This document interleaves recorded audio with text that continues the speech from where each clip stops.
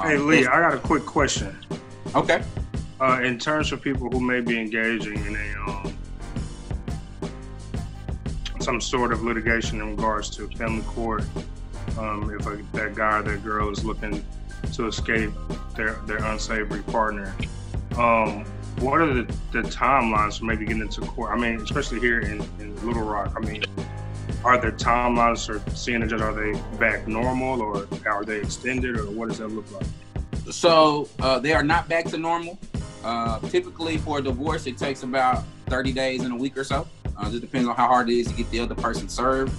The court will take an emergency hearing, but you have to meet the criteria to get an emergency hearing. And then also, you would need to have all of your facts and stuff in order. I had a client come in last week that was just ready to get a divorce because I think his wife was getting a big screen TV installed by a repairman. And so who's getting big screen TVs in the midst of the COVID, let alone getting installed? He said the guy had insurance. So I don't know, but like, I just told him to take what'd you say, breathe, balance, and what's the other one? Budget. So I just let him know, like, hey, listen, divorces aren't cheap. So you need to budget, you need to balance and think what was going on. But also, if this is what you want to do, let's get it done. And so he's like, I want it done today. Well, sir, we got to serve it with papers. We at least 30 days, right? At the very minimum, it's going to take 30 days.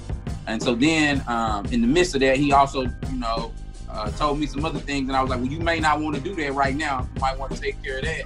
And then let's move forward with your divorce. And so, and then he had more questions. And I told him, well, sir, you have reached your 2 free question limit. And so at this point, you would need to retain me, or I don't have no further comment. And so, he ended up retaining me a few things. So, it's, 2 questions and that's it on my end. But no, so timing is very important too. And that's why I'm saying with the delay in the holiday, because it's a holiday weekend, you got COVID going on, they are not back to normal. But at the very minimum, you're looking at about 30 days typically for a divorce. Okay. So that's dealing with that. Also, I want to talk about child custody and grandparent visitation. That's real big right now amongst COVID. Unfortunately, we've been losing a lot of our grandparents. And so we want to make sure that the grandparents get an opportunity to spend quality time with the grandkids. And also, if you're dealing with issues with child custody, make sure that you have an agreed order in place, some screenshots, text messages, anything like that kind of have some basis for us to go off of.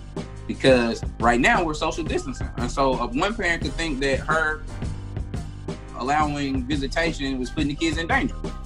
Rightfully so, all right? I mean, that I can see your argument for that.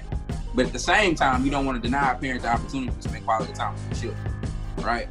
Also, with grandparents, some grandparents are just being completely cut off from experiencing their grandkids due to strained relationships with the parents after a divorce or after a breakup or anything like that. And so we want to be reasonable under the circumstance and take into consideration that children need as many people around them as possible that love and care about them, for them to grow and be nurtured and all those good things.